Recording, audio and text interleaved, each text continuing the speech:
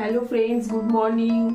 সকাল সকাল চলে এসেছি কিচেনে। আমার প্রত্যেক দিন মর্নিংয়ে কী কাজ থাকে সেটা আগে তো তোমরা আগে থেকেই জানো, তবু আজকে আরেকবার রিপিট করি যে সকালে উঠেই ঘুম চোখে চোখ রগড়াতে রগড়াতে সিদ্ধে বসে যাই চাতালে, আর আমি হয়ে যাই মালতী মাসি, কাজের মাসি, মানে বাড়ির বাসন। এটা ইয়ার্কি করলাম, জাস্ট ফর জোক। মানে বাড়ির কাজ, সংসারের কাজ করা এর থেকে ভালো কথা তো আর কিছুই নয়, সংসারকে যতটা গুছিয়ে রাখা যায়। তো আমি চাতালেতে কি করি, আমি এক চাতাল ভর্তি বাসন নিয়ে বসে পড়ি কাজ করতে।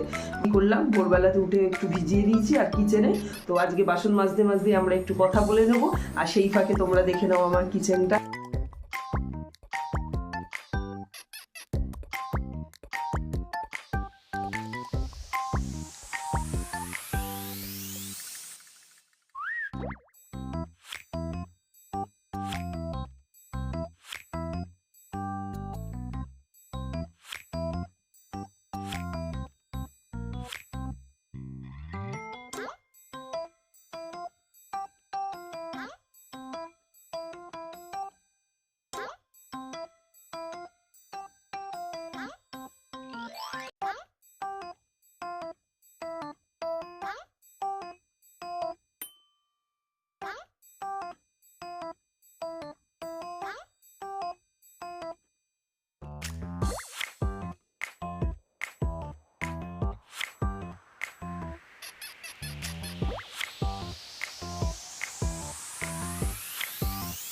হ্যালো, বেলাতে করে নেবো একটুখানি মাছের মাথা, ইলিশ মাছের মাথা ভেজে রেখেছি, আর কচুর শাক রেডি করে রেখেছি, কচুর শাক ইলিশ মাছের মাথা দিয়ে।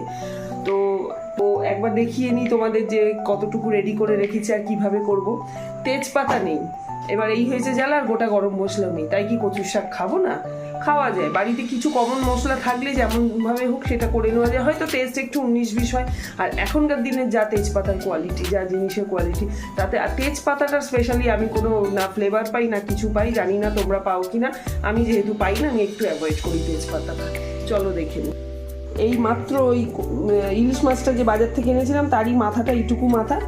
কচুর শাকটা আজকালকার কাটাই পাওয়া যায়, তো সেই কাটা কচুর শাকটাকে এরকম একটু তেঁতুল ফেলে, এই দেখো তেঁতুল দিয়ে দিয়েছিলাম, জলের মধ্যে ব্লাঞ্চ করে নিয়েছি, একটু নুন দিয়ে আর তেঁতুল দিয়ে ব্লাঞ্চ করে নিয়েছি।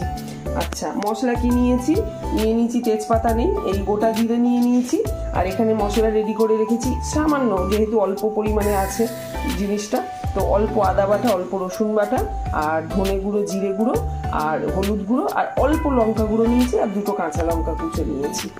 কড়াই তেল দিয়ে দিয়েছি, সর্ষের তেল দিয়েছি, মাছটা এমনি ভেজেছি রিফাইন তেলে, এখন সর্ষের তেল দিয়ে নিয়েছি। এবার ফোড়ন দিয়ে মশলা কষাবো।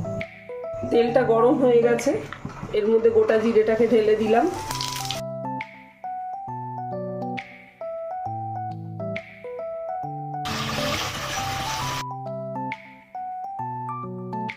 মশলার গা থেকে তেল ছেড়ে দিয়েছে, তো মশলা কষানো হয়ে গেছে। এর মধ্যে ছেড়ে দিচ্ছি মাছের মাথা দুটোকে। নিরামিষ করো তাহলে ছোলা তো দেবেই, এবং তার সাথে সাথে দেবে কি একটু নারকোল কুচো, মানে নারকোল কোড়া দিতে হয়। লাঞ্চ করে রাখা শাকগুলোকে কিন্তু এর মধ্যে এবার দিয়ে দিলাম আমি। কিচেন টিপস হলো, কচুর শাক বা কচু নাম শুনলেই মনে হয় গলা চুল করছে, হাত চুল করছে, কাটতে গেলে হাত তো একটু চুলকো। তো এখানে হচ্ছে গিয়ে সব সময় কচুর শাকটা তেঁতুল দিয়ে সেদ্ধ করবে, মানে ব্লাঞ্চ করার সময় নুনের সাথে একটু তেঁতুল দেবে, তাহলে এই চুলকোনো ব্যাপারটা বা ভয়টা কেটে যায়। আর দরকার হলে তরকারিতেও একটু তেঁতুল ফেলে দিতে পারো, আমিও এক ছিটে দিয়ে দেবো তেঁতুল, তাতে কি হবে, কচুর শাকের যে চুলকোনোর যে ভয়টা সেটা একদম কেটে যাবে। যে জলটা ছাড়ছে শাক থেকে, আলাদা করে একটু জল দেওয়ার দরকার নেই। এমনকি যেহেতু শাকটা একটু বেশি ব্লাঞ্চ করে ফেলেছি আমি, তো আমি গ্যাসটাকেও একটু জোরেই রেখেছি, জলটা বেশিক্ষণ টানাতেই রান্নাটা হয়ে যাবে, খুব কম সময়ে হয়ে যাবে।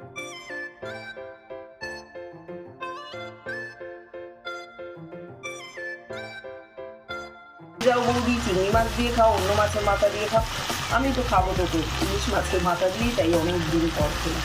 এবার আমি দিলাম গ্যাসটা দিয়ে। বৃষ্টি নেই, শুকনো খটখটে আকাশ, খুব ভালো ভাদ্র মাসের রোদ উঠেছে। জামা কাপড় বিছানা সব কিছু তো রোদে দিতে হবে, তাই জন্য ছাদেতে আজকে চাদর পেতে সব বিছানা বালিশগুলো, তোষকগুলো, তারপরে কম্বল এইসব ছাদে দিয়ে দিয়েছি। আর বের করেছি আলমারি থেকে সমস্ত জামা কাপড়, সব জামা কাপড় নিয়ে চলে এসেছি ছাদেতে।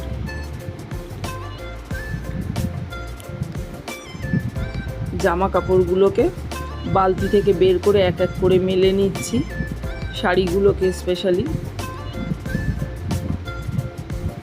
বর্ষাতে জানো না এই আলমারিতে থেকে, শাড়ি থেকে কি বলে, আলমারিতে এই জামা কাপড়গুলো থেকে কি ভ্যাপসা গন্ধ ধরে যায়। আর এই ভাদ্র মাসের রোদে না দিলেই নয়, একেবারেই না দিলে নয়। সব জামা কাপড়ে একটা স্যাঁতস্যাঁতে গন্ধ বিচ্ছিরি হয়। আমি অপেক্ষা করছিলাম এই ভাদ্র মাসের রোদটা কবে উঠবে। আশা করছি বন্ধুরা তোমরাও তোমাদের বাড়িতে সব জামা কাপড় এই সমস্ত রোদে দেওয়া দিই, বিছানা রোদে দেওয়া দিই, এনজয় করছো ভালোই এই রোদ্দুর দিনগুলো। অনেক দিন ধরে বৃষ্টিতে সবাই জেরবার হয়ে যাচ্ছিলাম।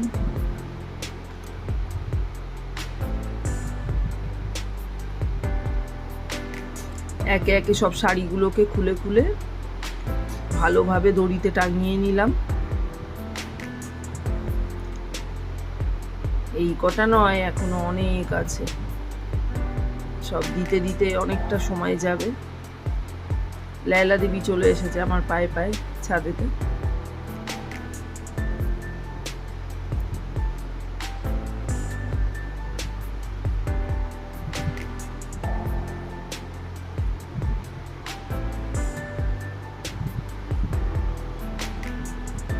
বিয়ের বেনারসিটাও বের করেছি, রোদে দিয়ে দিয়েছি। পুরো 2 বালতি 3 বালতি সব জিনিসপত্র বের করেছি। একটা স্মৃতি মনে পড়ে গেল, পুরনো জামা কাপড়গুলো রোদে দিতে দিতে।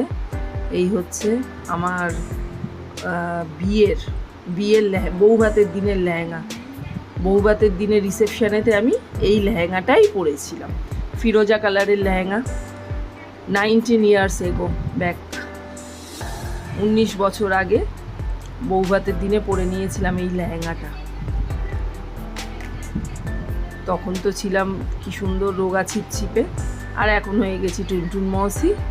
আর কিছু করার নেই, অনেক চেষ্টা তো করছি, দেখি কতটা কন্ট্রোল করতে পারি, ওজনটা কতটা নামে। এই হচ্ছে আমার বিয়ের লেহেঙ্গা, খুব সুন্দর ফিরোজা কালারের লেহেঙ্গা। সেই সময় হাম দিল দে চুকে হে সনমে ঐশ্বরিয়া রাই যে ফিরোজা কালারের লেহেঙ্গা পরেছিল, সেই থেকে খুব ফিরোজা কালারটা উঠেছিল।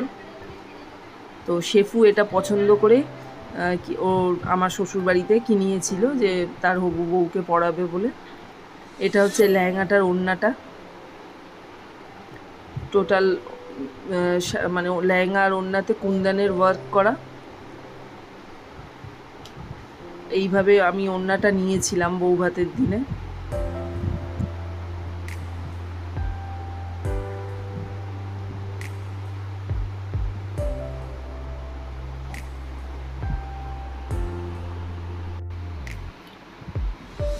মেয়েকে কত বলি পর লেহেঙ্গাটা বানা, বলে না এখনকার দিনে এইসব পুরনো হয়ে গেছে। ঠিক কথা, ওদের জেনারেশনে তো এখন আবার নতুনত্ব এসেছে। লেহেঙ্গাটা রোদে দিয়ে আরও বাকি বালতির জামা কাপড়গুলো সমস্ত খালি করে রোদে মেলে দিলাম ছাদেতে। একেবারে বিকেলবেলাতে তুলব জামা কাপড়গুলো।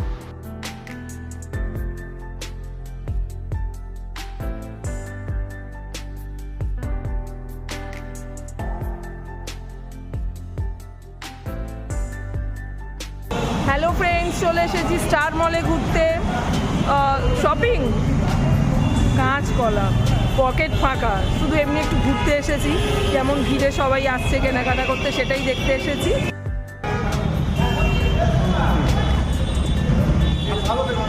যাচ্ছি ভেতরে।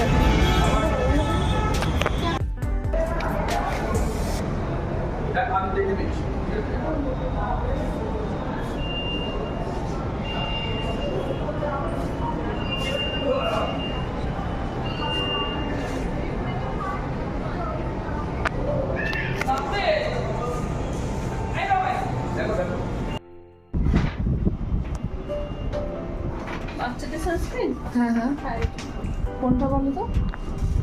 এটা এটা ও আচ্ছা ফ্রাই মাছ কিরকম প্রাইস হবে হ্যাঁ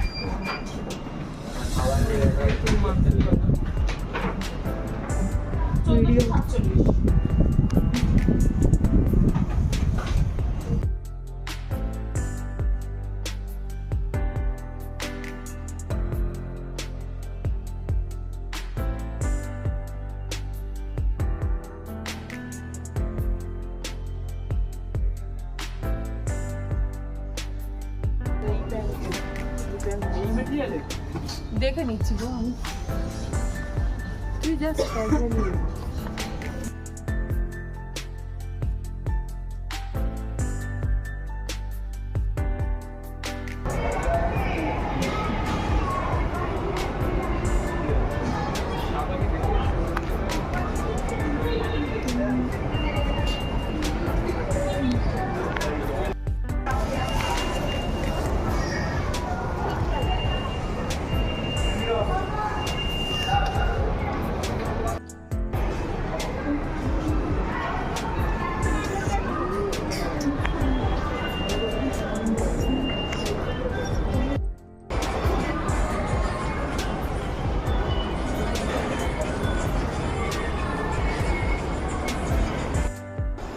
ওকে বন্ধুরা, ডিনার করতে বসেছি, তোমরাও সবাই খাওয়া দাওয়া করে নাও। যাওয়ার আগে, বিদায় নেওয়ার আগে আবার বলি thank you so much for subscribing my channel. Bell আইকনটা পুশ করে দেবে, যে সাবস্ক্রাইব করোনি এখনও সে সাবস্ক্রাইব করে নেবে অতি অবশ্যই। প্লিজ প্লিজ প্লিজ করবে এবং প্লিজ কমেন্ট করো আমাকে মোটিভেট করার জন্য। তোমাদের কমেন্টে আমি মোটিভেটেড হয়ে যাতে আরও ভিডিও পাঠাতে পারি। চলো টাটা।